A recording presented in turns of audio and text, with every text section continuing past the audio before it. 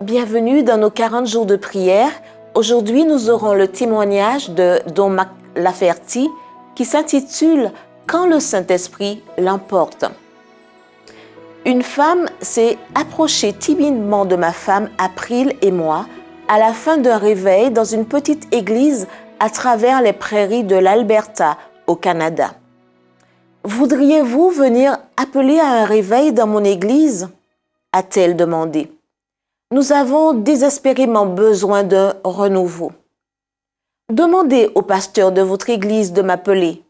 Et si Dieu nous appelle à venir dans votre église, nous viendrons, lui ai-je assuré. Les mois ont passé, rien.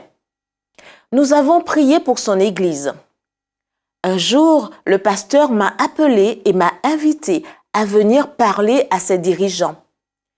J'ai conduit dans la neige, priant pendant que je voyageais. Je suis entrée dans l'église et j'ai frissonné. J'ai marché dans un couloir sombre et j'ai finalement trouvé une pièce latérale avec un petit cercle de dirigeants, découragés, attendant de parler. Après une courte prière, j'ai été invitée à partager. J'ai raconté ce que nous avions vu Dieu faire dans d'autres églises et écoles. J'ai partagé avec joie le pouvoir de Dieu d'appeler tous à la repentance, au pardon et à vivre des vies transformées.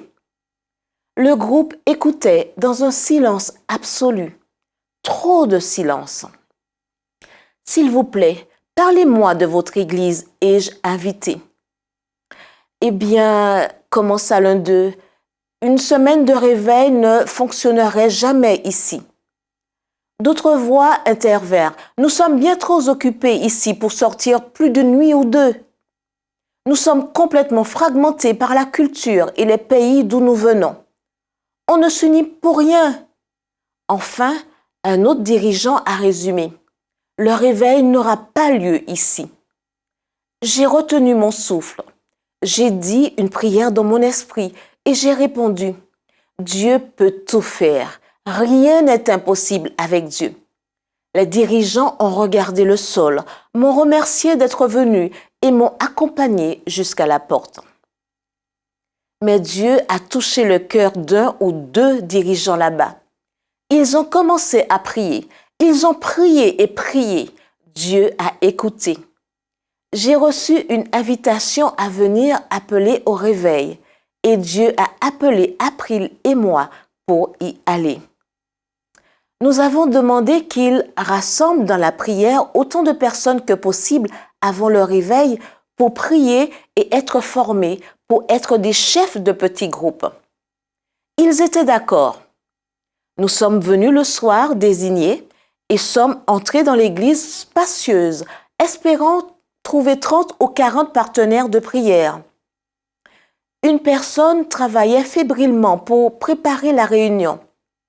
Finalement, 8 ou 9 personnes se sont présentées. Beaucoup d'entre eux étaient en retard. Ils ont dit que ce n'était vraiment pas la meilleure soirée à venir.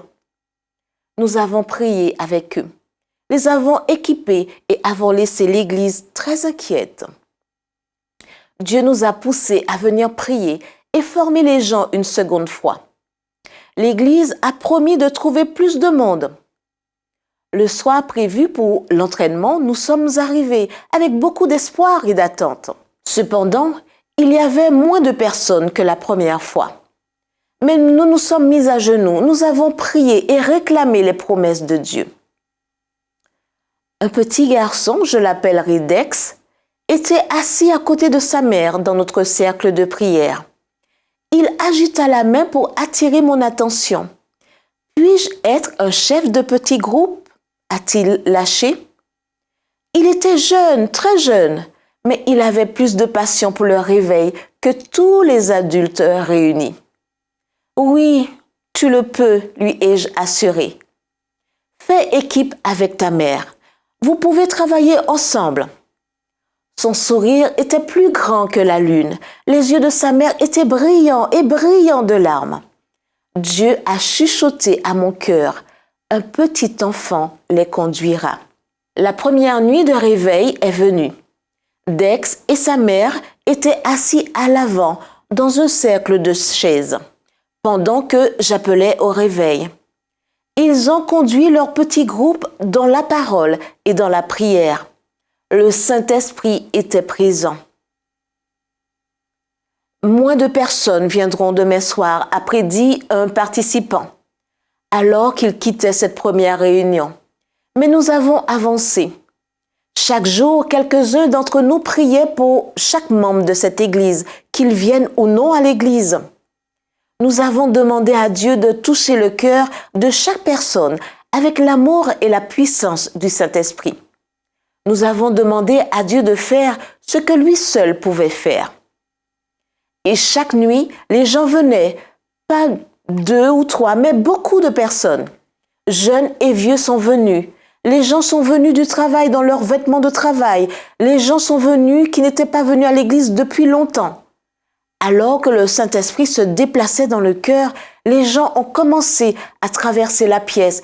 Ils ont tendu la main à des personnes avec qui ils n'avaient jamais parlé et se sont assis pour manger ensemble avant les réunions. Les gens qui étaient amers les uns envers les autres ont avoué et ont demandé pardon. Les gens au cœur dur ont eu le cœur brisé pour recevoir l'amour de Dieu. Certains pour la première fois. Le Saint-Esprit agissait. Dieu éclairait les ténèbres pour rassembler ceux qui étaient dispersés, pour redevenir une famille de Dieu. C'est ce que fait le Saint-Esprit. Don McLafferty est fondateur président de In Discipleship. Dieu a poussé le cœur de Don et de sa femme April à appeler jeunes et vieux à un réveil quotidien avec Jésus par la puissance du Saint-Esprit. Il mobilise les églises et les écoles pour qu'elles s'associent afin d'équiper les parents pour faire de leurs enfants des disciples et les préparer à la mission.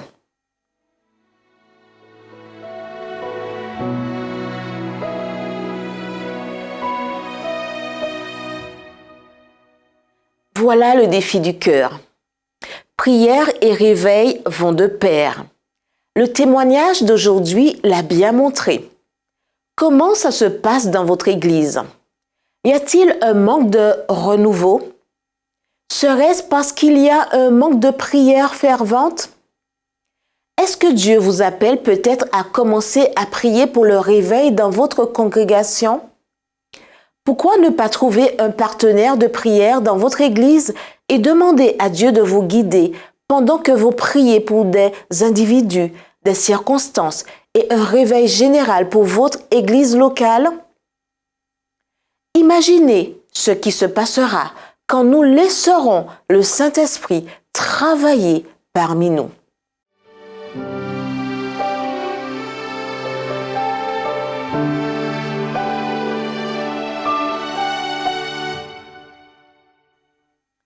Priez pour le réveil de votre Église et pour que vos pasteurs et anciens soient remplis de l'Esprit. Priez que Dieu vous donne un partenaire de prière ou même plusieurs partenaires de prière pour prier pour le réveil. Priez pour que le Saint-Esprit soit déversé sur tous les dirigeants de divisions, d'unions, de conférences et d'églises locales, ainsi que sur les ministères de soutien ou les dirigeants. Priez pour que vous répondiez quelle que soit la manière dont le Saint-Esprit vous guide, même si cela signifie sortir de votre foi, peut-être même traverser le fleuve du Jourdain. Réclamez les promesses d'Ézéchiel 36, versets 25 à 27 et d'Ézéchiel 37 et regardez Dieu apporter un vrai réveil. Les personnes et les églises spirituellement mortes peuvent vivre par le Saint-Esprit. Priez pour les 7 noms sur votre liste de prières.